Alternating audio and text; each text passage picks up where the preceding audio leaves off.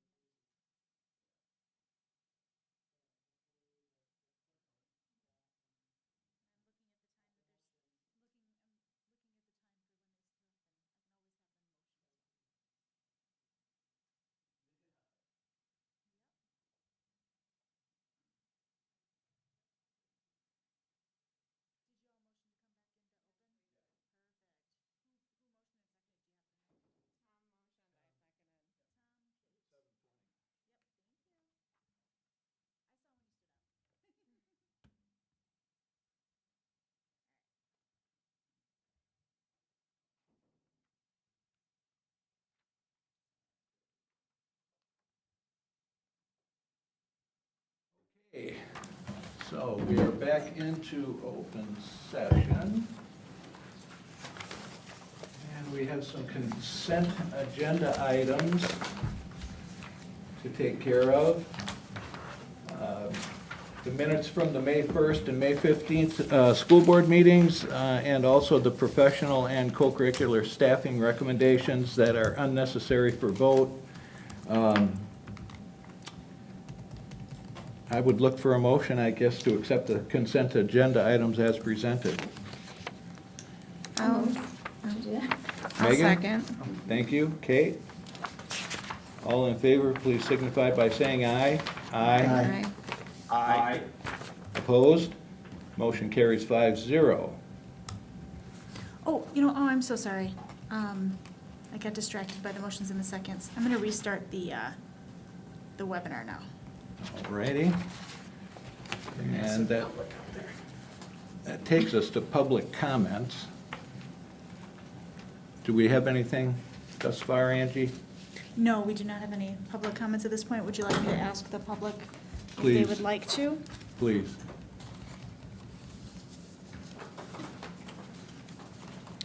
All right, if you'd like to make a public appearance by speaking to the board, please utilize the Q&A portion found at the bottom of your Zoom window. In the Q&A, we would ask that you type your name, address, subject of interest, and whether you have discussed this item prior to the meeting with either the district administrator or President Howery.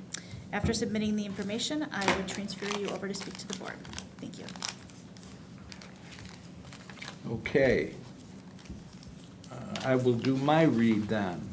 In accordance with school board policy 1673, the McFarland School Board welcomes public comment during regular meetings. The board will accept public comments via individuals who are physically present at the board meeting, who are participating in the board meeting virtually. Oh, no, I lost it. There I go.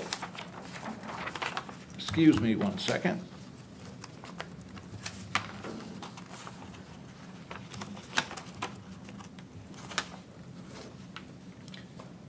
Or who have sent an email to the board president or superintendent in advance of the meeting. And please note the following. Participants are required to register their intention to participate in the noticed public comment portion of the meeting upon their arrival at the meeting, and shall begin their comments by stating their name, address, and group affiliation, if and when appropriate. Participants shall address only topics within the legitimate jurisdiction of the board. The board members will not directly respond to comments and may only take action on topics that are on the published agenda. Participants are asked to limit their comments to 5 minutes in duration. Written comments will have a word limit of 250. The portion of the meeting for public comments is limited to 60 minutes unless extended by a vote of the board. Participants shall direct all comments to the board and observe reasonable decorum. And we have no public comments for this evening, so we will move on to the McFarland High School student report. There we go. Hi. Hello. Hello. Oh gosh, now I have to remember how to screen share. It's been too long. Oh no. I didn't. If you look on the bottom of your Zoom, up there. Got it. I did it. Win for the day. Okay. There we go. Hi guys. It's been a while since I've been here, so please don't pardon if I'm like being weird. But I actually wanted to start off by highlighting our annual event, which was Date Night with Connect. We had a record-breaking year, and we raised $1,800 for Connect and Reach Dane. And we were able to donate about half of that to Reach Dane, which provides services for children in the area. And we also wanted to give a special shout out to the administrative assistants, Angie Beast and Lindsay Nybauer, as well as WIST custodial staff and all the staff from CEPS and WIST, which really helped us put this event and make it happen. And this is kind of just reiterating that, but it was a very great night. We had over 80 children signed up, and we are excited to continue this tradition into the future. In addition, the track team went to state this last weekend at UW Lacrosse, and every single athlete that competed landed a spot on the podium. And the boys team took third place in the state for Division II. As you can see on the right, Julia Ackley took 5th place in the pole vault, Rachel Keel 5th place in the long jump, Andrew Kelly 3rd in the 100, Isaac Ewing 2nd in the 3200 with a new school record, Spencer Alf in the 1600 with 3rd place.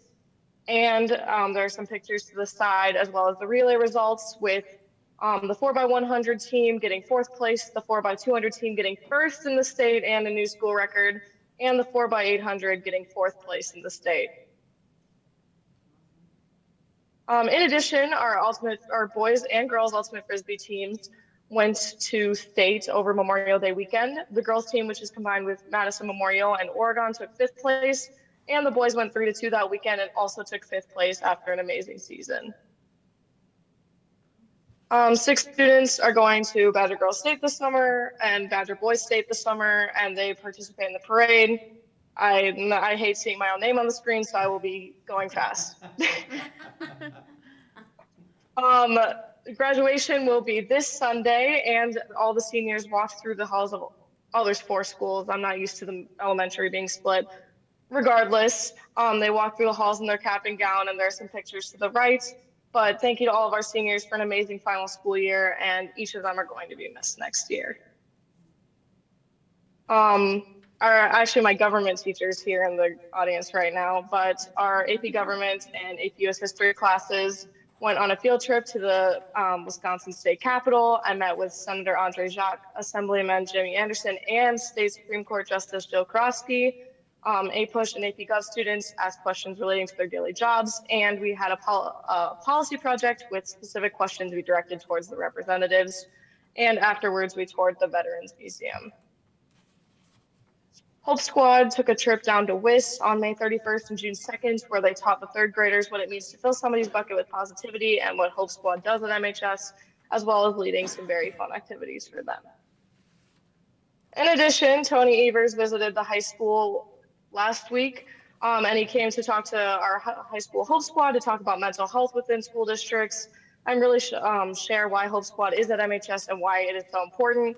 And he also spoke with our AP Government class to answer questions related to our public policy projects. Driftwood students celebrated the 18th edition of Driftwood on June 2nd. It is a student-published anthology of 46 this year, different artworks, photographs, poems, and short stories created by the student body. It is an amazing thing, and it's great seeing it come out every year. We actually do have a club spotlight that I did manage to get my hands on. So I worked with the advisor to get a spotlight on GSA. This year, they participated in the Welcoming Student Voices Teacher Study Group, collaborated with multiple different clubs to advocate for meaningful equity work in the schools, advocated for stronger accountability and admin response to hate speech, celebrated and educated National Coming Out Day, Pronoun Day, National Day of Silence, and Pride Month, as well as participating in interview committees for the new principal, associate principals, coordinator of diversity, equity, inclusion, and belonging. And pictured to the right is a rock I painted for the Day of Silence, as far as I remember.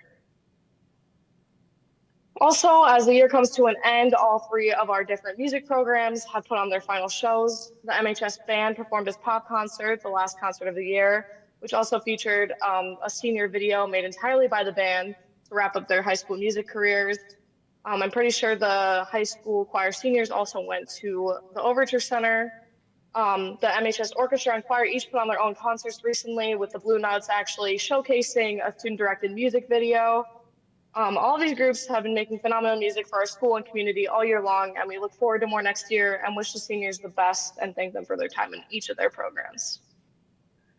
We also wanted to thank all of our MHS admin this year. It's been a long year, and we wanted to thank them for all of their hard work and stepping up to fill difficult positions. We look forward to having Mr. McGrath and Eklund back in the classroom and their offices next year, and wish Mr. Finstead the best time in his retirement. We also wanted to thank you guys, and I'm aware that you all got your cards earlier today, but thank you for all the hard work you do, listening to our presentations week after week, and overall just doing your work for the McFarland community. Yeah. Thank you very much, Valerie. We appreciate that. But I'll tell you a little secret, we enjoy your part of the meeting probably more than any other part of the meeting, so you probably won't get away with not doing this. All day.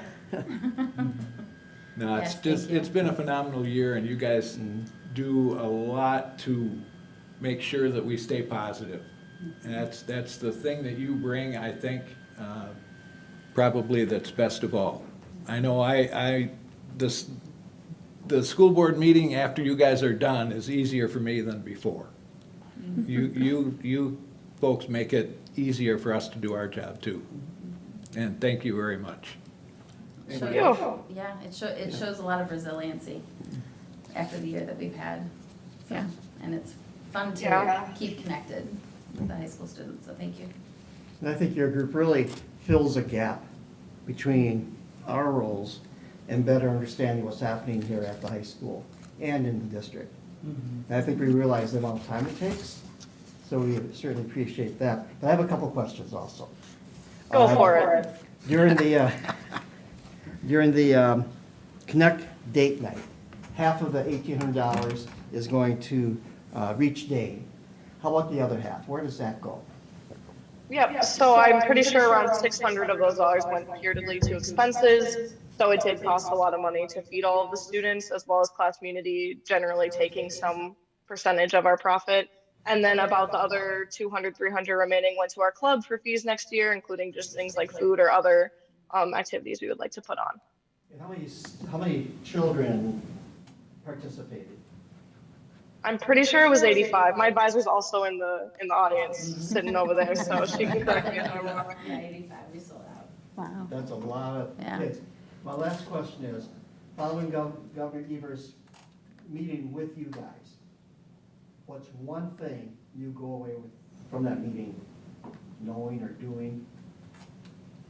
I guess it's a little bit of a funny story, but at the end, he kind of gave us a plea to end drunk driving, so I spent the last 2 weeks making my AP language final project about it. So I did spend a solid 12 hours of my life researching how to lower drunk driving rates. So that's what I took away from it. Okay, thanks. It's a good takeaway. Yep. Thank you guys. Great job. Thank you. Thank you. You. Thanks very much, Valerie. Okay, moving on. I Informational. might just add, Oh, go this ahead. is a great part of the board meeting. Ah, And I appreciate, Aaron, you putting that on the agenda, each board meeting. Yep. Thank you. But I really don't do anything, but, you know, it's under good leadership and amazing students. It's, every time that they present, I have my board report, and I just toss stuff out. Okay, don't need to say that. It's very helpful for me. That's right. Well, I think this is a good time, since the leadership is here, to say thank you to you also. Mm-hmm. I'm like you guys, they run the show, I'm background nonsense, but they do everything. They're They do a awesome. wonderful Awesome. job. We're so lucky. They really do. We try to, But without your leadership Yep. and your guidance, this would not be possible. True, true. And I know it takes up time also, so thanks for doing that. thank you. President Howery, I have a suggestion for your consideration. Since we do have special guests here to present on the international trip, Yes. I was wondering if we could have a motion to move that item up, that action item up in the agenda, so that we could honor their time in being here and they don't have to listen to me blather on and on, unless they want to. They're not That's fine. You're really Do we selling need the a public motion, or can listening we to the just- board Yeah, I think it'd be meetings. nice to do a motion to make it official. Tom, you want to do that? Sure, I make a motion to shift the agenda around to hear the information about the upcoming trip. I'll second that. Thank you. All those in favor, please signify by saying aye. Aye. Aye. Aye. Opposed? Motion carries 5-0. You're up. The floor is yours. Yes. Absolutely. So you've received, the information in your board packet, and I know our board always comes prepared, having reviewed the things. But, you know, as long as you're here, if you wouldn't mind giving just a brief overview of the plan, and share that with them, and I'm sure they will have some questions. Sure. So if you don't know who I am, I'm Patrick Tui. I'm a social studies teacher here at the high school. And I am Marla Connor. I'm one of the special education teachers here at the high school. I co-teach in the social studies department with Patrick and Marielle. So, and I think Patrick and I have, and Marielle, we've done some of these international trips before. So, yeah, so we've been, I've been part of the last 2 international trips led by Angie Bazan. And you've been on the last 3? I've been on the last 3, correct. Nice. And after this last trip, we talked about, you know, potentially moving outside of just doing Europe trips. The last 3 trips have been to Europe. The next trip is going to be to Europe. And we talked about, well, wouldn't it be cool if we went outside of Europe and tried some other locations around the world, sort of in line with, you know, the district's, you know, diversity goals and just seeing other cultures essentially. And then with the popularity, like we have over 100 people signed up for this upcoming trip. We had 61 students signed up for the last trip. We thought that we could do it every year. And since we do it in the summer, it tends to be, there don't tend to be a lot of conflicts with the schedule, things like that. So we started looking into it. I started looking into it a little bit for 2025. And we looked at South America and different places in Asia and Africa and saw what was out there. Primarily, like we currently are using ACIS for our Europe trips. I looked at those, looked at the trips that EF, which is another company that, well, my uncle used and my former cooperating teacher used, and they trust, and they've been, you know, running those for decades. So kind of looked at those and sort of started to settle on Japan, and settled on the EF trip to Japan because, well, two main reasons.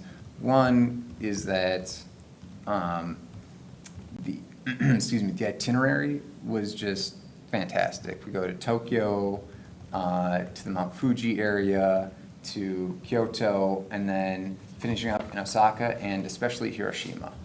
And that's something that the ACIS trip didn't have. It's a couple extra days, and it includes Hiroshima, and that's something that all of our students learn about in U.S. History 9, and we spent a lot of time on the dropping of the atomic bomb, so that's going to be a big part of the trip, and I thought if we were going to do Japan, it had to be part of the trip. It's also, even with the extra couple days, it's more cost-effective than the ACIS version. I think ACIS has been fantastic for the Europe trips. It just seemed like this was a better option for this particular trip. So, anything to? No, I think aligning it with what we teach in the curriculum, I think, is one of the biggest reasons why we opted to do the EF trip over the ACIS trip just for this particular one. And one of the things that stood out about Japan is it's very different from what we're used to, but it's also structured in a way that it's got the history. There's, if you look at the itinerary, there are a number of shrines, and you get a good taste of the religion and the culture and the history, but also kind of what's new. Like we'll be in Tokyo right at the beginning and see some of like the newest technology that they have to offer, and then we go to Kyoto and see all the old shrines, and then end in Hiroshima and Nagasaki, or not Nagasaki, Osaka. So. Excellent, thank you. Any questions, comments? Go ahead. I have a couple Yep. questions, yeah. What about for those families and kids who have a strong interest in traveling, but they're unable to afford it? Are there scholarships available, or how do you handle that? So what we've done in the past is, because we do plan these trips, and heretofore we've done them like every other year, so they have 2 years to plan. But if we present this trip, and this is the reason why we're here so early, is to get this one moving for 2025, to give the option for, again, an additional 2 years.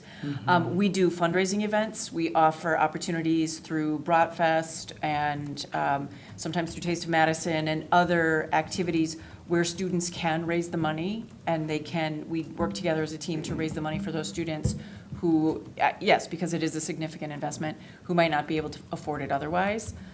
Historically, we actually have had students who've raised 50 to 60, and in one case, 100% of their trip expenses through the fundraisers that we planned and organized here at the school. That's So amazing. they were able to do it. And there are, I know, some scholarships available and some through like EF itself, and I know they set up a page so that like friends and family can donate to, like as a gift to the student, things like that, so, yeah. Okay, thanks. The other question is, what's your long-term vision of these future trips? Now, this is 2 years out. You won't be going to Europe this year. You'll be going to Japan next.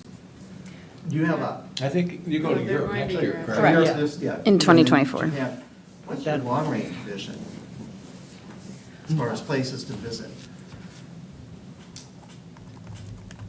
We talk about it all the time. We do, we talk about it all the time, and we say as a department, because we work very well as a department and as a team to work with these students, that, like, if someone said, let's go to Cleveland, I'd be like, okay, let's go, we're gonna see what Cleveland has, right?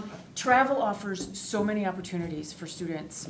The independence, the self-sufficiency, the self-advocacy, the idea that they are going to be away, some of them for the first time, from mom and dad, right? And that we are usually at a 1-to-6 or 1-to-7 ratio, adult to student, so that there's always an adult nearby. They're never, really left alone. I think our vision would be that within the curriculum and within the standards and the things that we offer here at McFarland, if we could offer in a rotating basis trips for students to be able to go. I know that the World Language Department tried to organize a trip to, I believe it was Spain, did they want to do? And then for whatever reason, it didn't work out. But so this is something that, yes, as a social studies department, they have done, and I have been lucky enough to be a part of.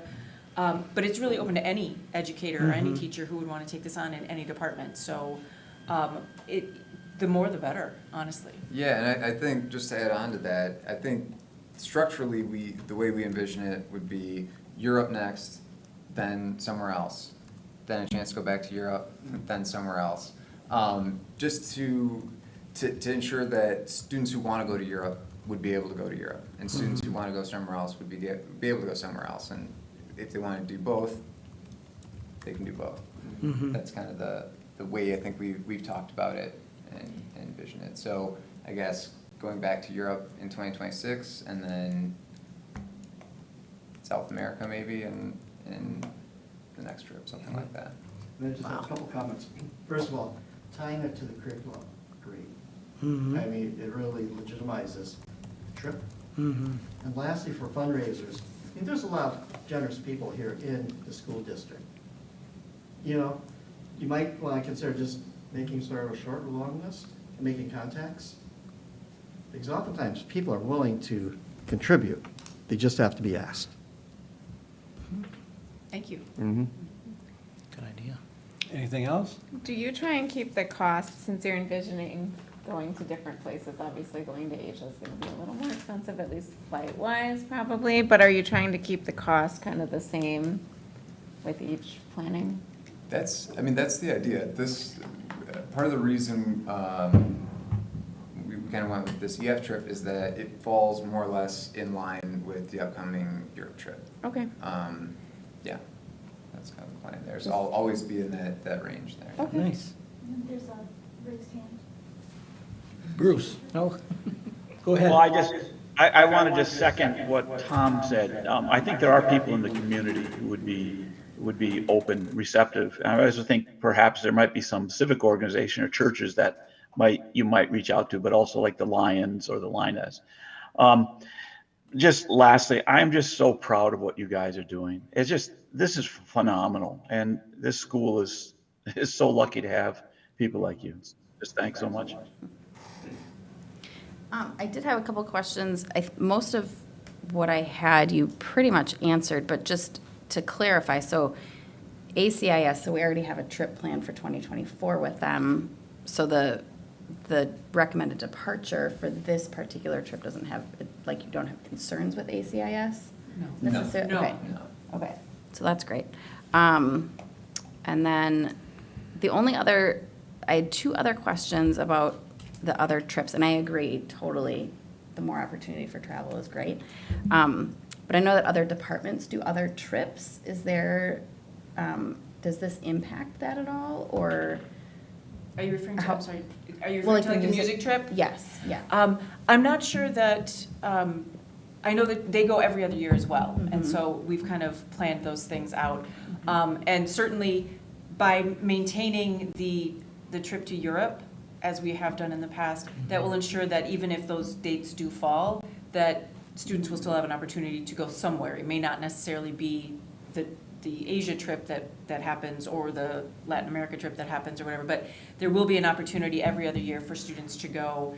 In some cases, most kids will have the opportunity to go twice, right? Because if you're an incoming 8th grader or an incoming 9th grader, you can sign up because by the time the trip rolls around, you'd be working on your sophomore year. So we do kind of plan for it that way on an every other year basis. And I think another part of it is that they generally go in the winter, early spring time, and that's why we kind of stick to the summer Okay. as well. Got it. Okay. Do you know off the top of your head if Music Boosters have a trip planned for the same year that you're planning a Japan trip? I talked to Mr. Hartz, and he said that they're planning to go in 2025. Okay. Yeah, So there'll be 2 trips then in 2025? yeah, I believe so. Okay. And it sounds like your plan going forward is to offer some international trip every year. Is that the goal? Is that I think okay? that's, yeah.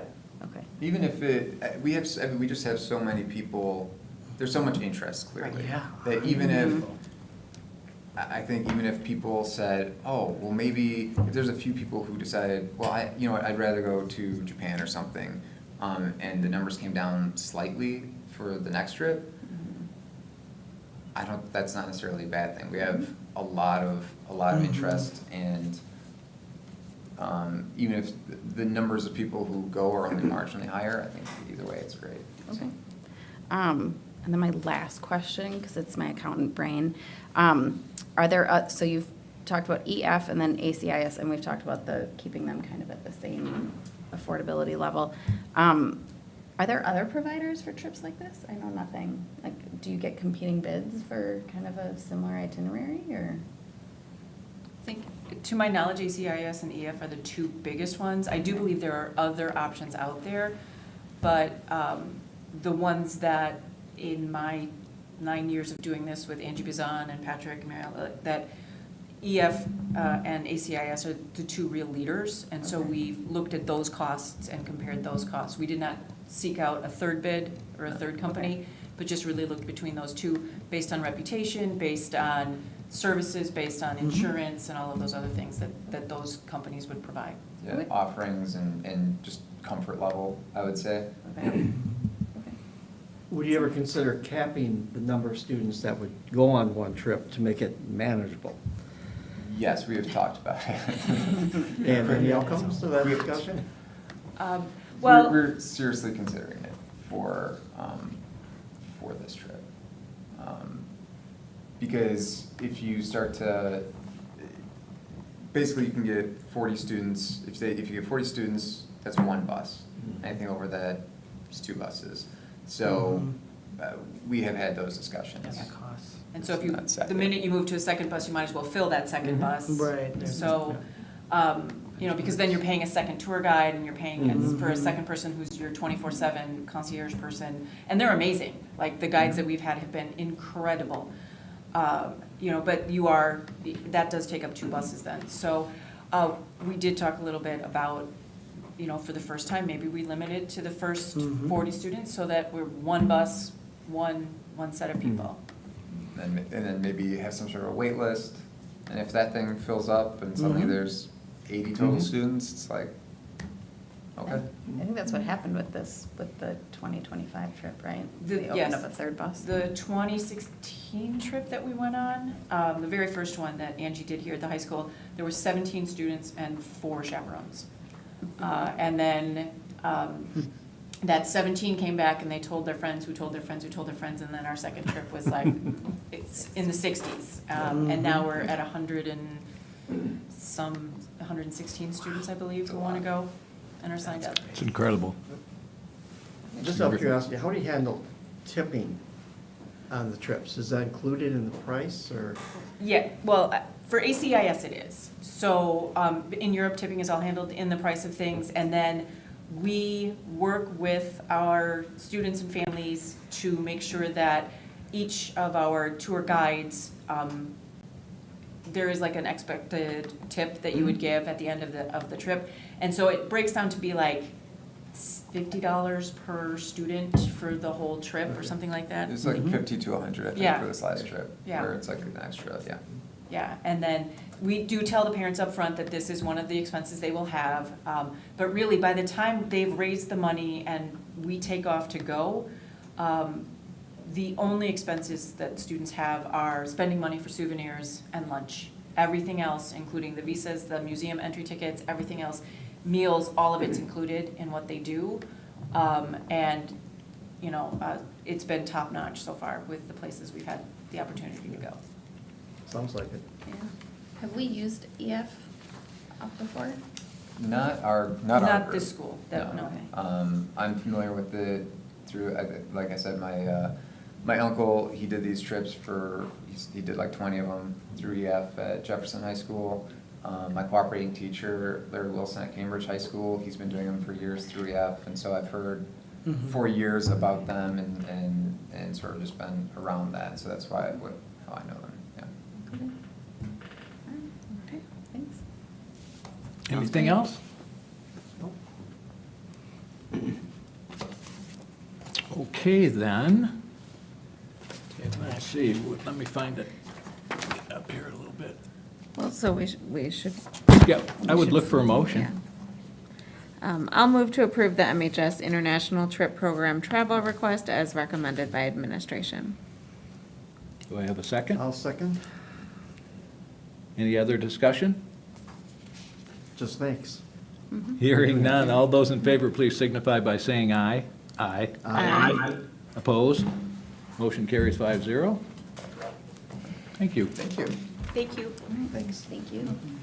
Okay, we'll go back to a school safety written drill evaluation, notification, and review per Wisconsin State Statute 118.074 CP.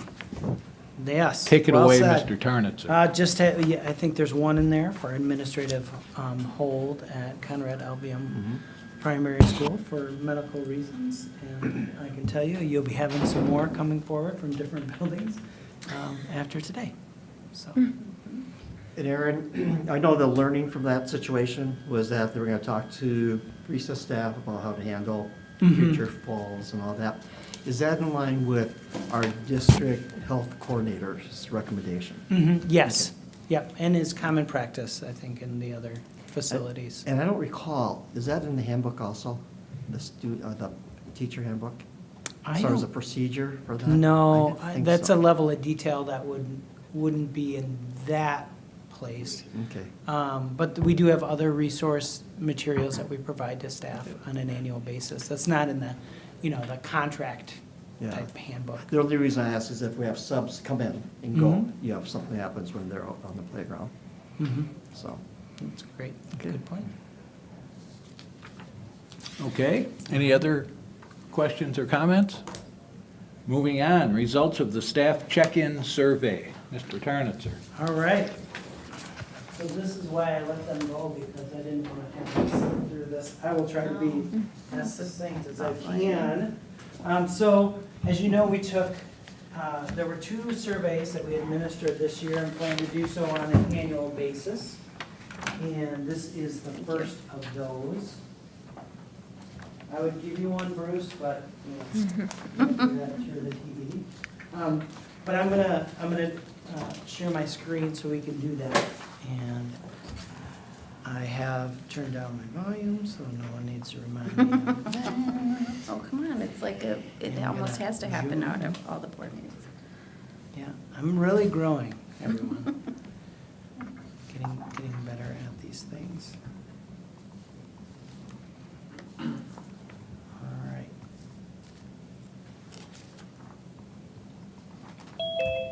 Okay, now I'm in.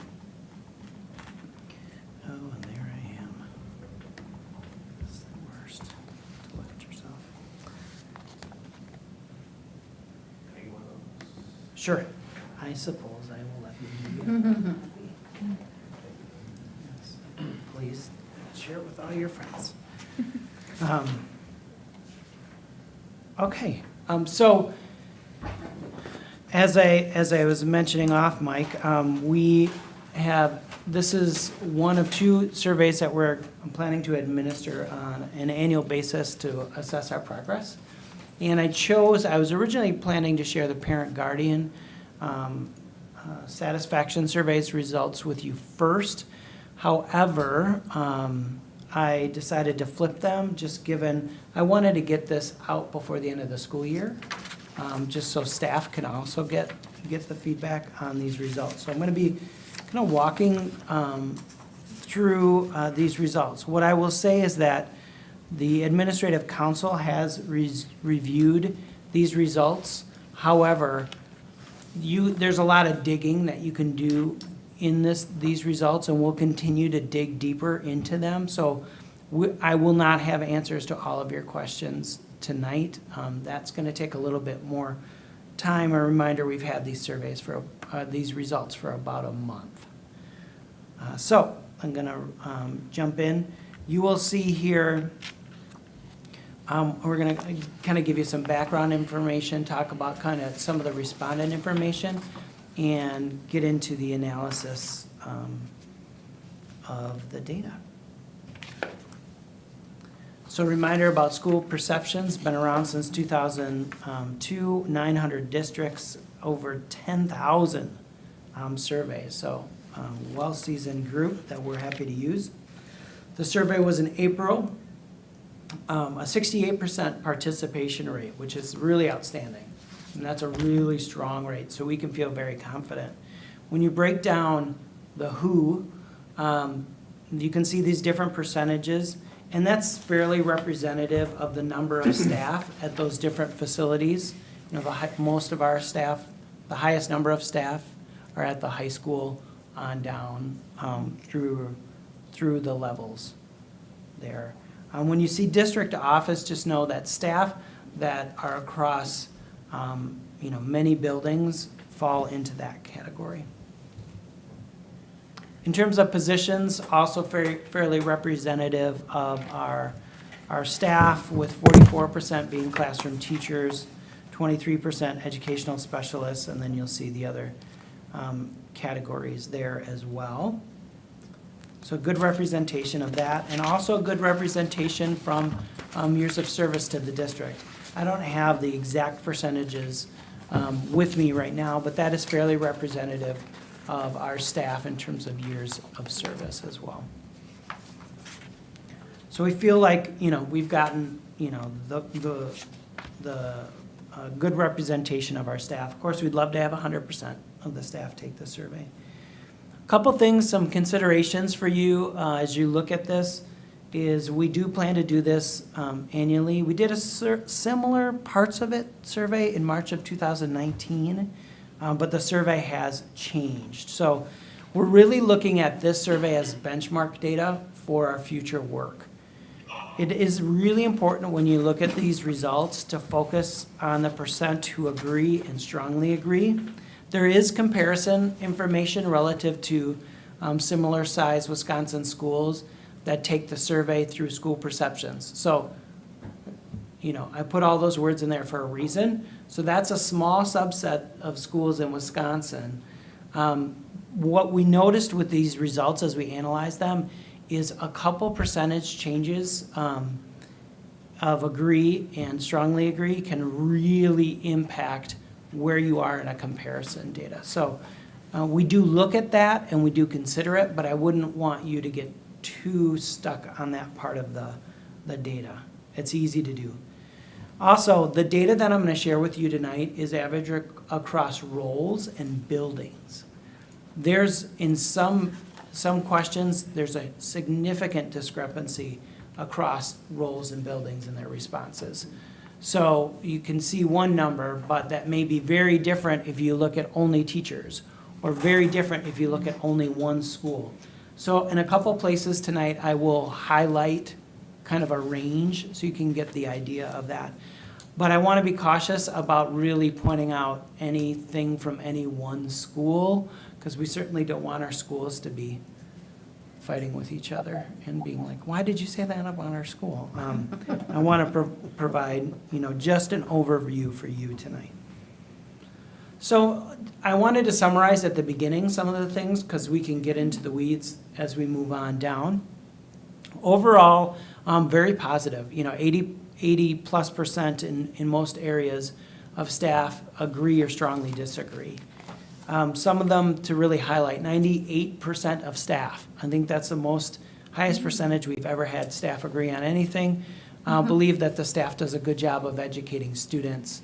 90% of staff are proud of our district. Of course, with all of these, we'd love to see it be 100%. 85% say the district does a good job communicating about important issues. That's certainly something that I think about a lot, as that's directly related to my role. Relationships certainly matter. People feel like, yes, there's room for improvement, but generally feel positive about the relationships, especially with their coworkers. 95% saying they have healthy relationships with their coworkers, but as well as the administration, and certainly some positive feedback for the board on your leadership. Staff also feel we have strong facilities, supportive and collaborative atmosphere, and that staff, students, and community voices are heard. So that was some nice feedback as well. One of the things that really jumped out, and you'll see this, is staff feel that they have the support, technology, and supplies to do their job, which is really something we're proud about. There's several growth areas, and I actually decided to just kind of answer some of the, well, what are you doing about it questions? And we're going to be continuing to work on this summer in terms of putting together action plans. I put them in order of sort of concern, priority, I would say, because the top one, with you see 43 and 45% agreeing or strongly agreeing about the effectiveness of our response to student behavior and our consistency across staff. And those two certainly are related. That is a significant concern. People feeling that our response to behavior is not as effective as we'd like it to be. We've already been working on some of this and going to accelerate that this summer with developing a behavior response plan that will be across buildings. So having consistency across buildings that align with our philosophy. So a lot of work to do there. Also, only 43% of staff feel that social emotional needs of students are being addressed, or being met. And certainly adding student services staffing is going to help, but it's also going to take, continued dedication and professional development and support for teachers there. I think those first two are quite closely related. Social emotional needs result in behaviors. Only 53% of the staff, I shouldn't say say the pay practices are fair. Really surprised by that. Now, we're bringing forward to you tonight a 2-year proposal to increase those wages, and I think that does help. That certainly was well received, that proposal, when we shared that with our employee relations committees. I also saw many comments in there about people feeling like we're underpaid significantly compared to our counterparts in the area. And I think that there's some accuracy when you compare us to certain districts, but if you look overall, as you know, and we'll be discussing tonight, we actually compete fairly well, and if you vote to approve what we're recommending to you, we'll compete even better with area districts. So some of that, I think, is a little bit of a communication issue that we need to work on as a district. Only 64% feel that their good job is recognized. And that varies greatly from staff member to staff member and building to building. So I think we need to find some unique ways to make sure that we're recognizing all staff. I think we do a great job recognizing staff, but often it might be the same staff that get recognized. Workload and life balance, that's certainly something that I'm concerned about. It's actually what I'm working on for my dissertation, with 66% feeling like they have a good work-life balance. So we need to study this more and understand that. I'm hopeful that our strategic plan will provide direction for that and some focus so that we can limit our new initiatives and focus on our priorities. Only 69% of staff say input is valued, which is interesting because 80% said that the district seeks input from, sorry for the typo there, a broad group of staff members. So interesting, people not feeling, not as many as we'd like to see, feeling that their input is valued. So that's something we're going to have to dig in a little bit deeper. I'd like to see comparisons, study the comparisons across roles. Maybe there's some differences there and across buildings. But I think, district seeks input from staff is different than if staff feel their input is valued. Right, exactly. And so what is that? What is that relationship there? What does it look like? And of course, Just giving them lip service? I'll remind you, not all of our staff agrees. So, when you seek input from a variety of people, some people may feel it's not valued if the decision doesn't reflect their feedback. So that's always tough, but we need to look at that. There's a raised hand as well, Mr. Fisher. Yeah, oh, thank you. Mr. Fisher? Yeah, I just think that, and again, I'm thinking back to my own years as a teacher. I think often there was a sense that, the administrator has checked the box, we got input, but I'm not sure it was necessarily followed. And I think that's still a feeling that goes on in the profession. And it's difficult for all administrators how do you have such a diverse group of people, but it's a common problem. So. Yes, without, if our assumption is correct, that's a hard one to solve in that But regard. it can be resolved. It is a tough one, but I know that administration is always looking for and asking about ways that they can recognize beyond just giving more money. And I'm sure that there are ways that we haven't thought of to this point, and there are more ways that we can get better at recognizing our folks. But I do know that's a high priority amongst administration. Well, I think if Sure. you take a look at the literature, you're right. Money isn't going to solve all this. But for teachers to feel valued, they have to feel respected. Yep. They have to feel that they're recognized for Listened the to. efforts Yep, that they put in. it all ties together. All those non-monetary things. Yeah, and this is, that one's specifically about their input.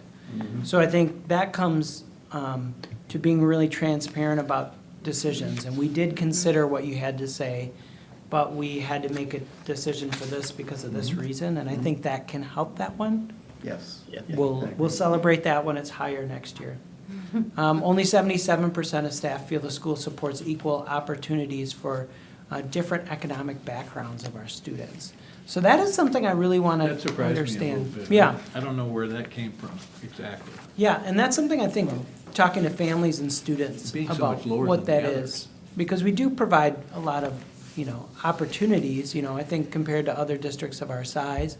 And certainly we, waive fees and try to make everything as possible, as accommodating as possible. So I'd like to know more about that. I know it's a school policy that no one will not be allowed to participate in any co-curricular or extracurricular activity because of the cost.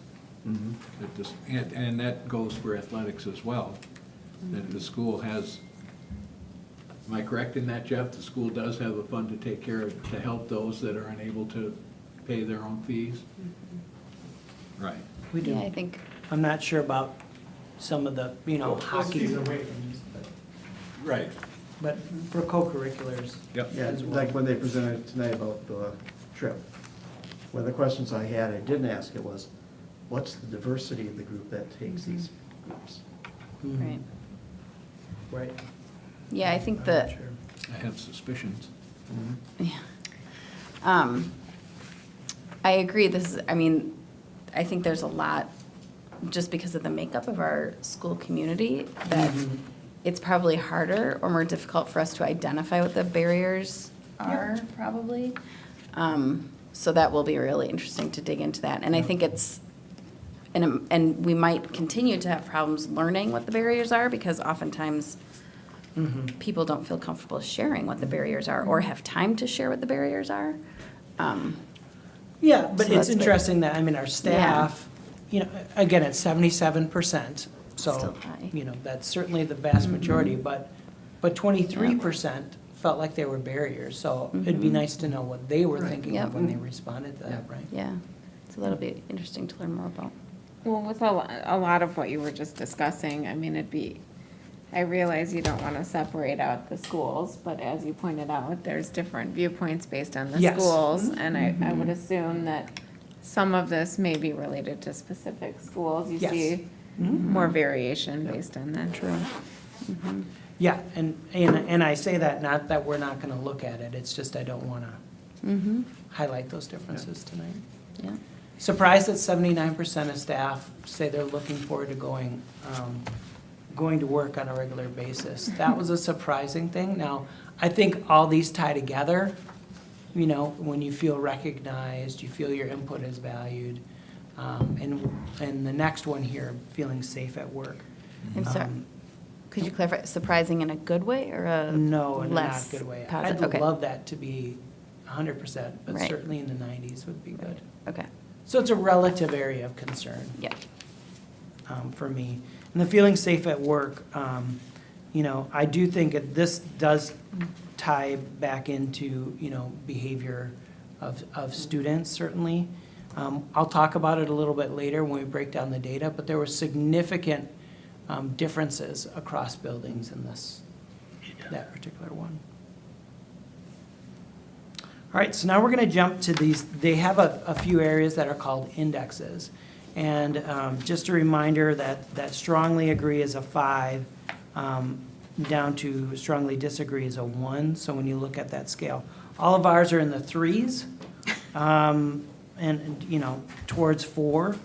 So keep that in mind. It's either neutral or I guess slightly positive. And the green and the red colors that you're going to see throughout the work is about the quartiles compared to other schools.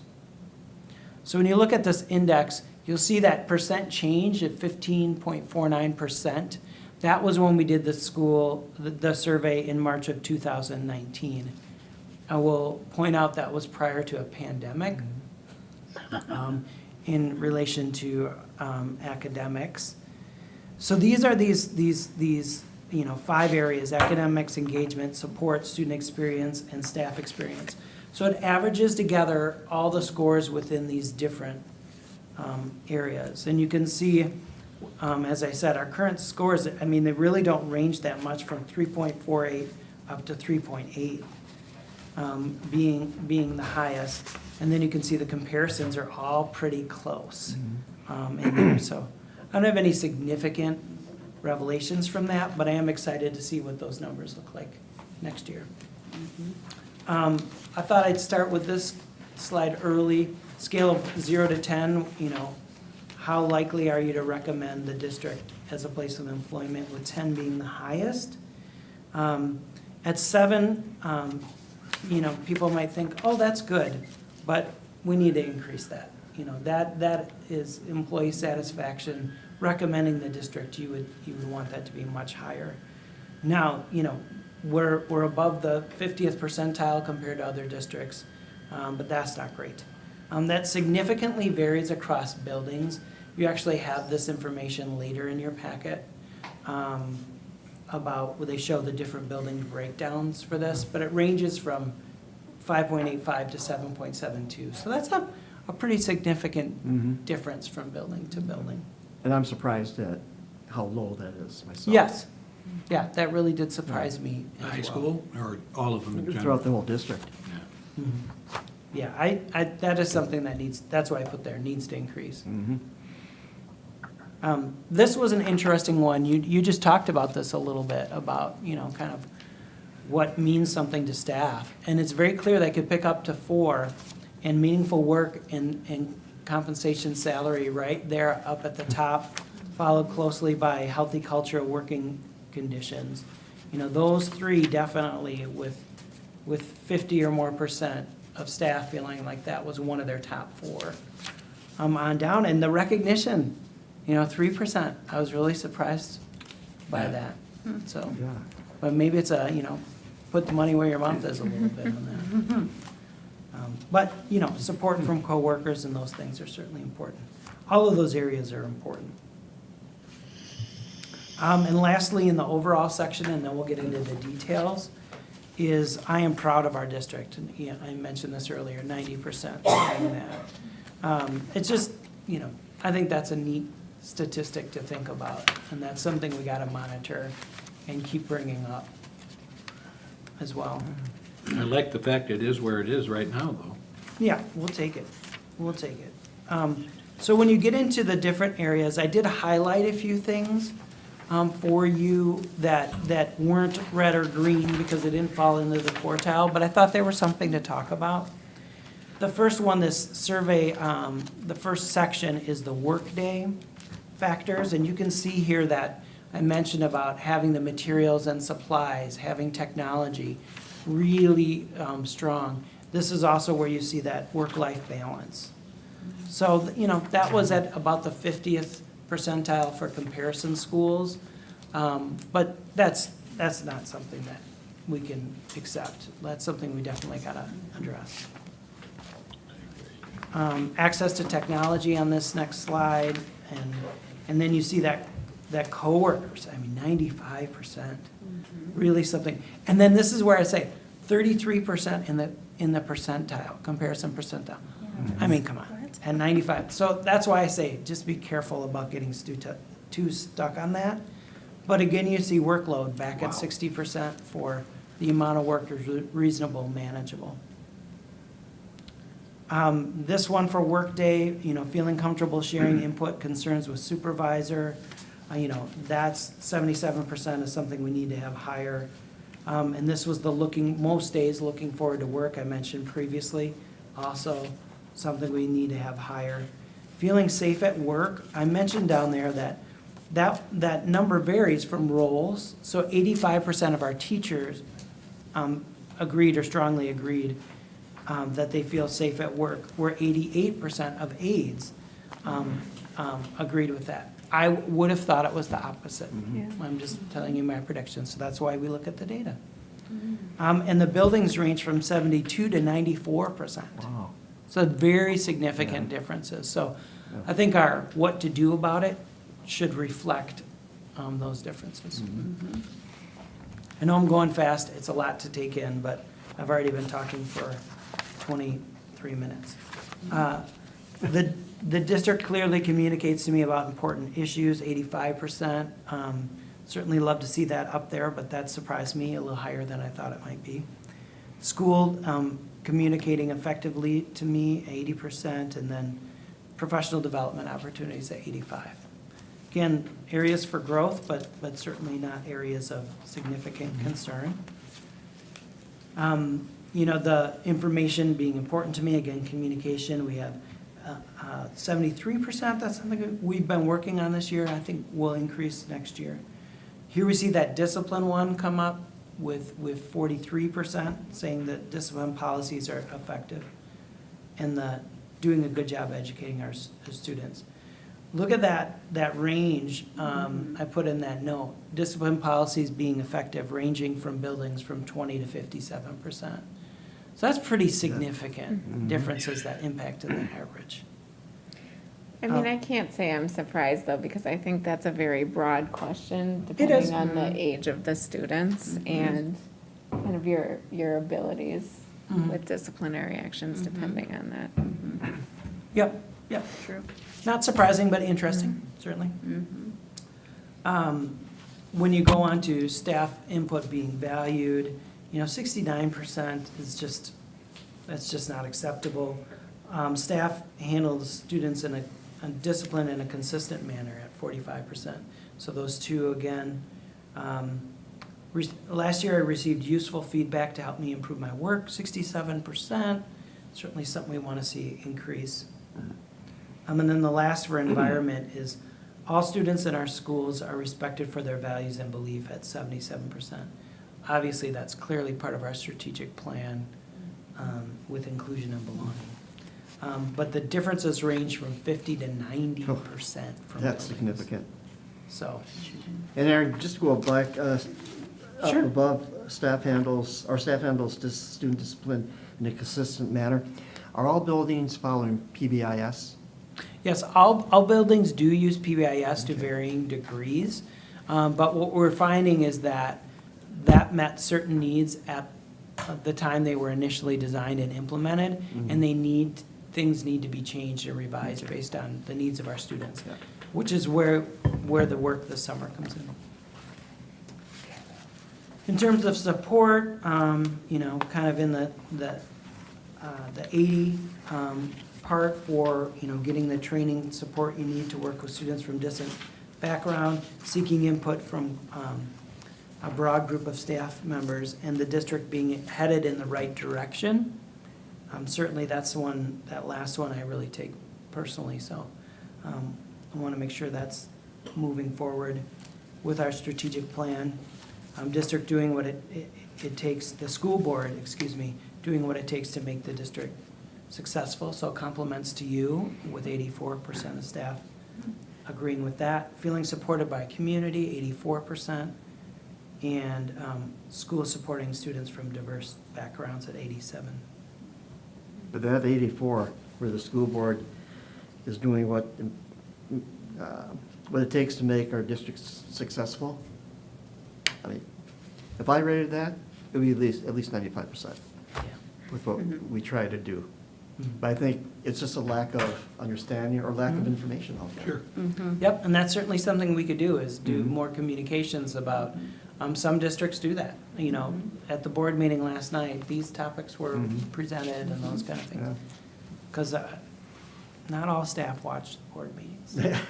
I mean, most. And not all Really? community members do either. 47% of staff watch the board meeting. No. Moving on, our school is a process to ensure every student has a connection to at least one student. That's something that has been happening in the building, so 80% is lower than I anticipated. This is the pay practices coming up there. Granted, it's the 49th percentile, but still, that's something we need to work on. District administration doing what it takes to make our district successful. That, I know my evaluation's on Thursday. That is not, as high of a number as I think we need to have at 76%. But what are you talking about when it says district administration? I mean, are people interpreting it as building principals, directors, supervisors, or My your assumption position? is that they're interpreting it as directors and me, Okay. That's Central my office, assumption. District office. district officer. Again, here's where we see that recognizing for doing a good job, social emotional needs of kids, and all students are given equal opportunities to learn and experience success. That recognized, looked at that range, 44 to 81% across buildings. So that's a big difference for that first one. And, ends up with an average of 65. I feel supported by a supervisor, administrators 82%, and then feel valued by building administration is 72%. So certainly those are areas of growth for us as well. Lastly, this was an interesting area that they put together. So the school supporting equitable opportunities for genders, cultural backgrounds, special needs, racial backgrounds, and economic backgrounds. So you can see these differences here. And I think that last one, economic backgrounds, ties back into that equal opportunities one, and certainly is an area of growth for us. So when we talk about equity, we need to continue to include economic backgrounds. Yeah, because when you take a look at the three other groups, I mean, we have organizations that help support that. Yeah. But we don't have any organization that helps support the economic background. Yeah, not issues of an kids. organization, right, yeah. We do different things, we have snack packs and those kind of things that get done very quietly. Yeah. That's something to think about. Yeah. And that was, I know I went super fast, there's a ton of information. But other comments, questions you have about what I shared with you tonight? Did you have a lot of, were they given the opportunity to provide feedback on why they answered Yes. specific things that Yep, way? yep. Okay. So thank you for asking that. In each area, there was a comment section. Okay. And then you'll see in your packet, so if you go through, There's quite a few comments at the very end of the packet. yeah, so at the end of Two the or three packet, pages. you'll see they summarized comments. So they did kind of themes from the comments.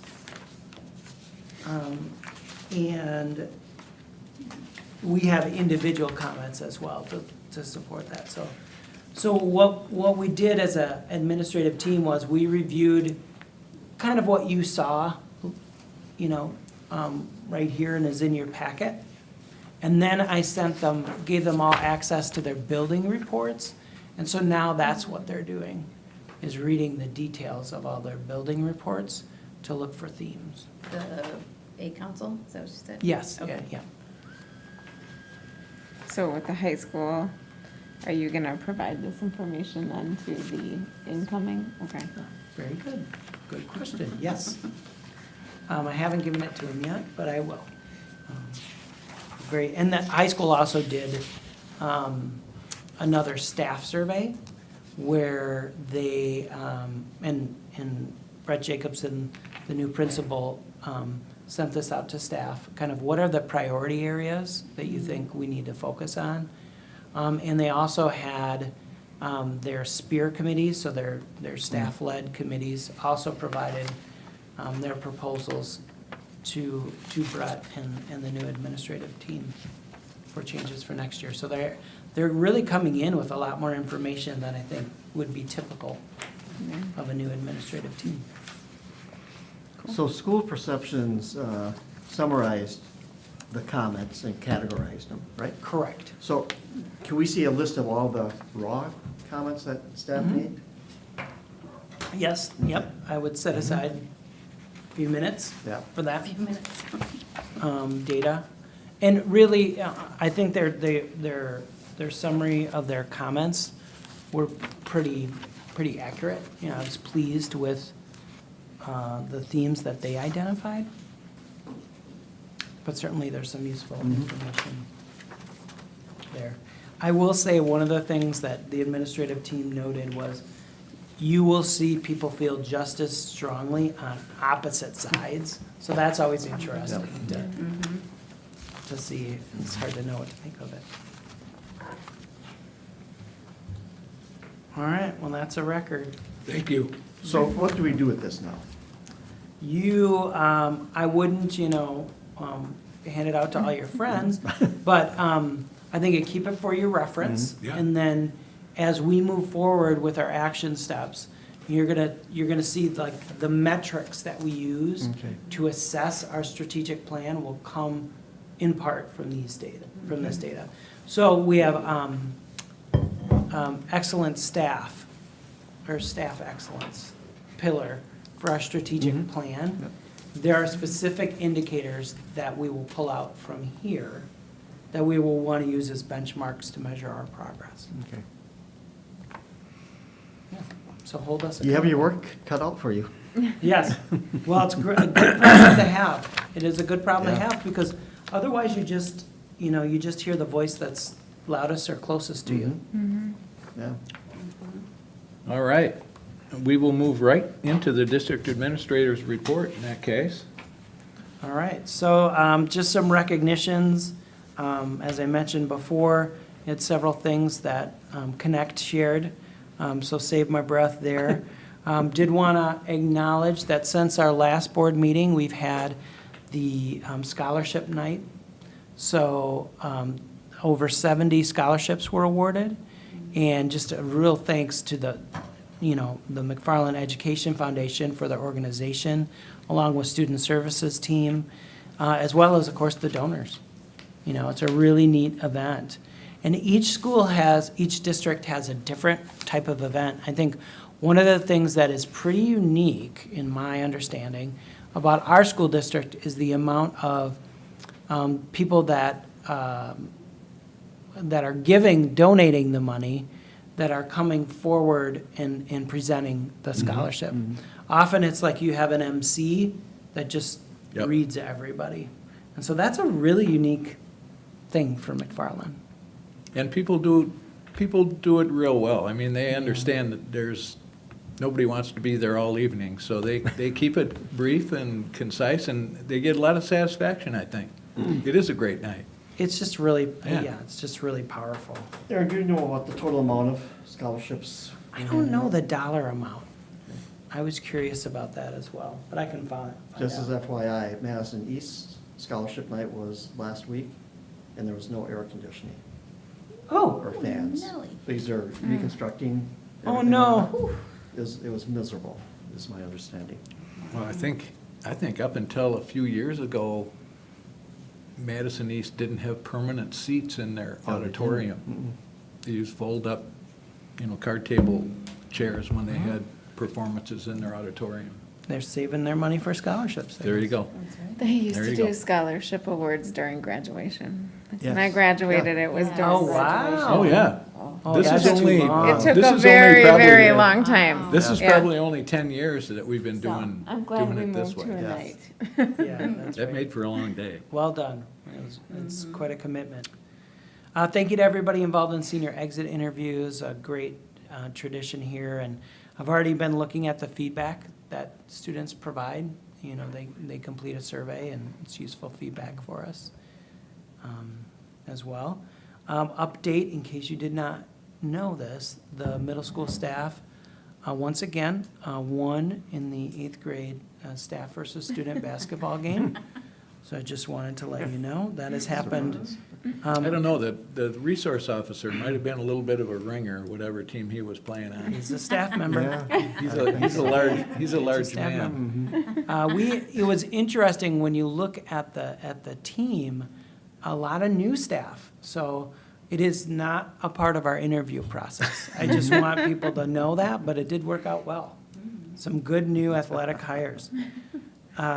Also, thank you to everybody involved in the planning of the field days and the Olympiads. So CEPS has the field days and had the Olympiad. Bruce has his hand. Oh, Bruce has his hand up. Yes, Bruce. Yeah, will we see the senior exit interviews?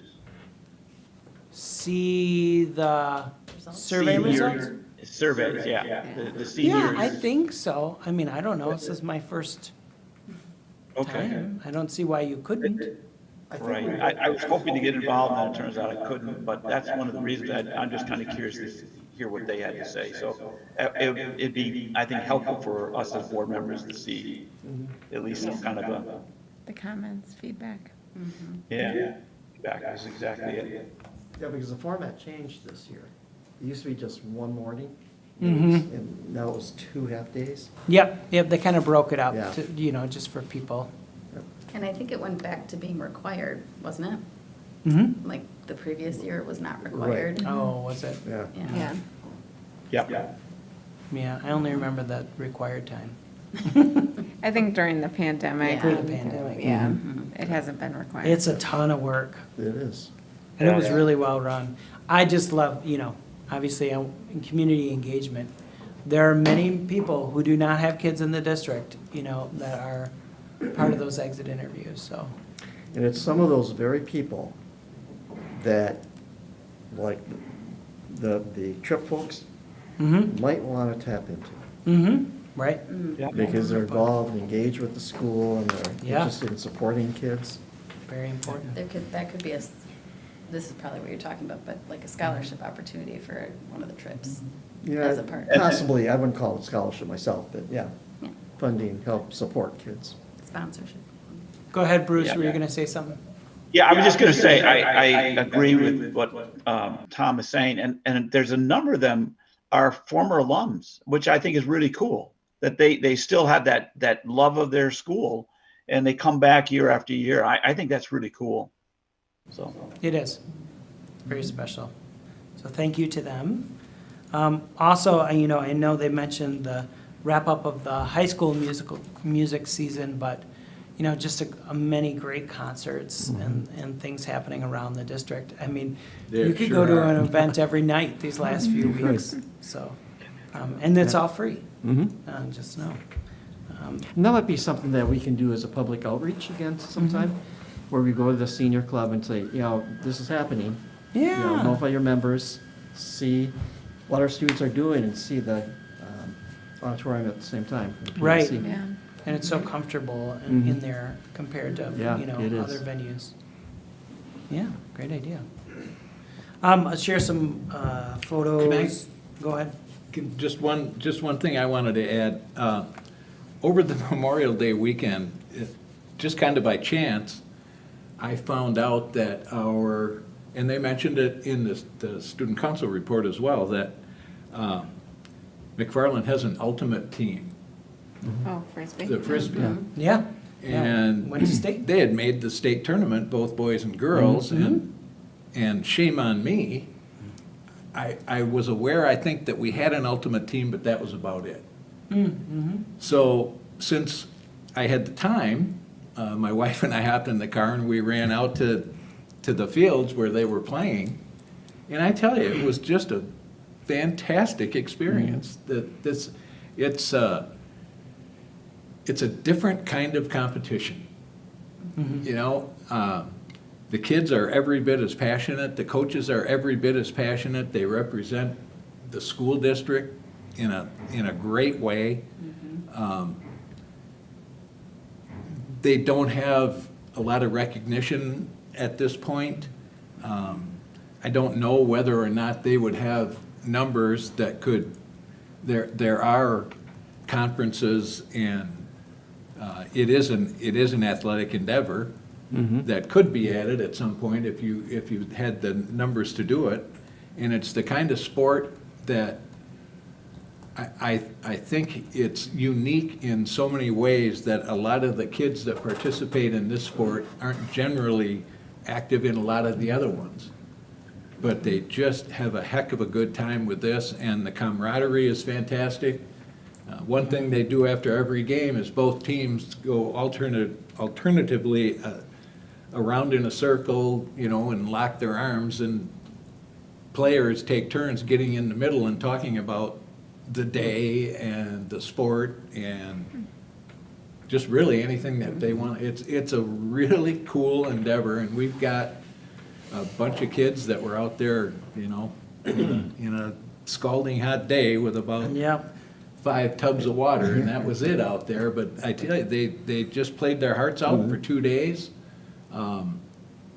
beat some much bigger schools, but there are some schools that are very advanced and ultimate. Yeah. And it makes a big difference. But I just got such a kick out of the kids and the parents. And the way the parents support their kids it's just phenomenal. And I would really encourage anybody who gets a chance to engage or go watch one of these to do it. And I just about guarantee you'll be a fan. It was really a nice experience. Yet they police themselves. They what I sure was gonna do. say. They're their own refs. Yep.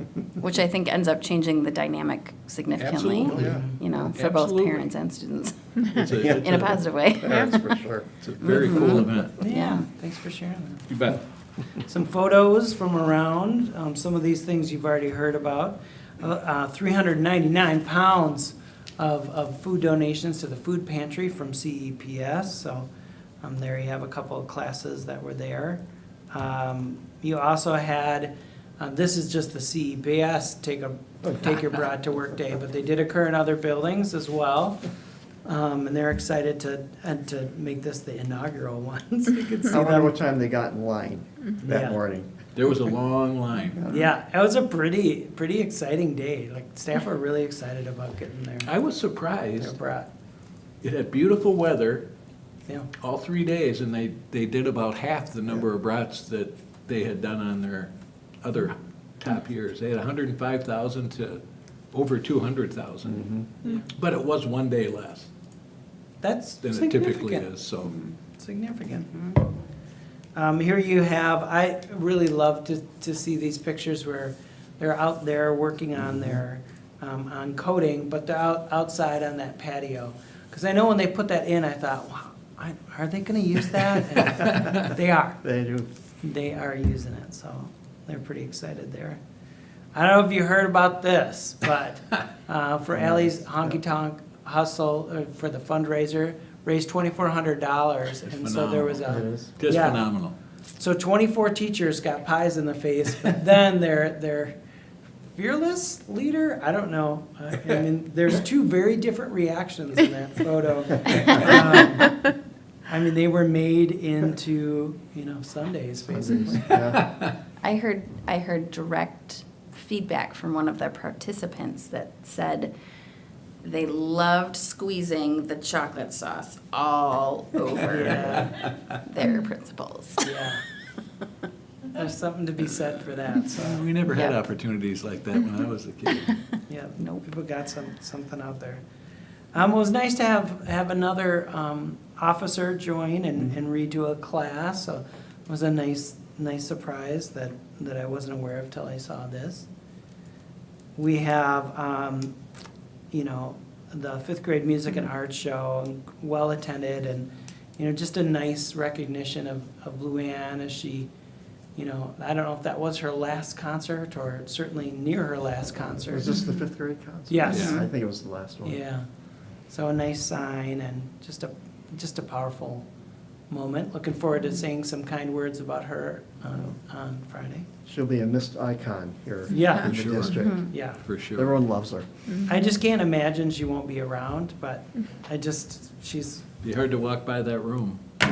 she's certainly there a lot. Hey, our first place, 5th, 6th grade know. Mega Math winners. So How about that? Impressive. How Pictures. about that? I happened to be at Waubesa when they came back, and they were so excited, showing their medals to me. It was really neat. Congratulations to them and the coaches. The 7th grade car design unit, so love this. They get excited about it, and the other competitions, so missed going to those this year, as I've been going to many years. The 6th grade science fair is quite an undertaking. You learn a lot of things about a lot of things when you go to that. And so I want to make sure to promote that a little bit to you next year. So if you haven't ever gone, I know some of you have gone as parents, it's a lot of fun. They really work hard and they're really creative in their project ideas. So great event there. At the Student of the Month Assembly, we're able to have Sedona perform with her grandfather, Art Shigoni, the performance of the butterfly dance. So they had performed at Waubesa, and so Sedona's a middle school student, so it's like, why don't we have her there? And the middle school was all over that. They were way ahead of me and had it all lined up. So really neat if you've never seen them dance. Nice to showcase her talents as well. You bet. As arts. So he's very proud. We Are Many United Against Hate attended the Justify Summit, which is really student-led, and so it's a lot of learning, professional development for social justice leaders. And so I was able to attend that with Kelly Thompson. It was just a great day. Learned a ton. And I will say the students shared how amazed they were with everything that we were able to accomplish together this year. They said, we would have never guessed this in the fall. So they were really proud of their hard work and said, we should be presenting here. So Where was that held? it was at American Family. Yeah, really great hosts. It was really fun. And then you had the entrepreneurship classes. I went to the Spartan Nutrition and Angelo's. So some really creative and practical field trips. The high school is really good at that. Driftwood, which we mentioned as well. That was mentioned by Project Connect, another the 18th edition. Certainly very deep thinking. Whew, it's intense. Someone representing someone in the back there that wasn't able to be in the picture. Yeah, The holding yeah, of the picture. holding that up. It's funny. Very clever. You heard about Governor Evers being here, was able to sit in and listen on that, and Valerie was right. Yeah, he really was like, I'm surprised you guys didn't ask me about drunk driving. And he talked about drunk driving for a really long time. Really, they had really good, hard questions for him. It was very good. Eco Club Garden, where, you know, they had started it and had some kind of pollinators and things in there, and now they've got fruit-producing trees and shrubs. Just great work that they're doing, and proudly so, right back here. Those are my slides, and then I'm hoping to stop talking at some point. So upcoming events, of course, it is Pride Month, as you know. Some of us were able to be at the flag raising at the village. That was really got a great turnout there. 8th grade recognition night is coming up on Tomorrow. it's actually Thursday. So it was originally scheduled for, or Wednesday. It was originally scheduled for Tuesday, and then they moved it to Wednesday. And then I kept telling you it was Tuesday, but it's Wednesday, which is also the same night as WEVA graduation, also at the same time. So I am going to be duplicating myself that evening. And of course, the 8th, Thursday is the last day for students. Friday is the recognition breakfast and ceremony, and Sunday is graduation at 11. And then, other events, we've got Juneteenth coming up, the big community event coming up. That's the 19th Yep. at Gazebo Park, Yep. correct? Yep. Be So, there, be square. Reminder, we moved our board meeting Yep. to accommodate that holiday. And that's it. That's what you got? Thank you very Eric, much. can I just ask you a question about the WEVA graduation? Yeah. There's one at 6 PM. The CDA is at 1 PM, right? Yep. Yeah, okay. Because Yep. you only got information about parking for the 6 o'clock. Yes. I had So- gotten the invite about the one in the afternoon. That's during graduation rehearsal Yes. here, so Yeah, I'll be there. unfortunately, I can't make it. Well, thank you Where is for it? being there. MATC. Oh, Yep, yeah, they're doing it at Madison College this year. nice. It gave them flexibility on when they had it, because Yeah. they were kind of dependent upon our schedule before. Yeah. Right. So we hate to see them go, but we understand. Okay, we'll move on to action items then. Let's see, we took care of the international trip program. Next, we have action on the 2023, 2024, and 2024-2025 professional staff salary schedules. Administration, in conjunction with the Professional Staff Employee Relations Committee, recommends approval of the professional staff salary schedules for 2023 and 2024 and 2024-2025. I would look for a motion for approval. I'll move to approve the 2023, 24, and the 2024 and 25 professional staff salary schedules as recommended by administration. Thank you, Tom. Do I have a second? I'll second. Kate, any discussion?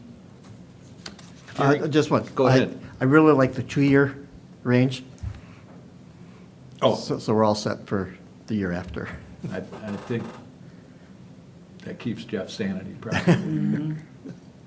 No, it's very strategic to Yeah. try to make sure that we're helping our staff that are here know the roadmap for this year, coming year, and the following year. Also to attract, because every year we always have Yep. retirees.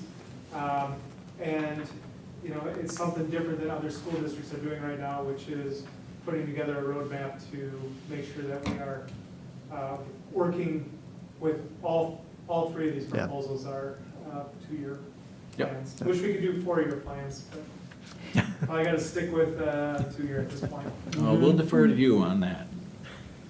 Any other discussion? Hearing none, all those in favor, please signify by saying aye. Aye. Aye. Opposed? Motion carries 5-0. 4-0? I'm sorry, 4-0. Action on 2023, 2024, and 2024-2025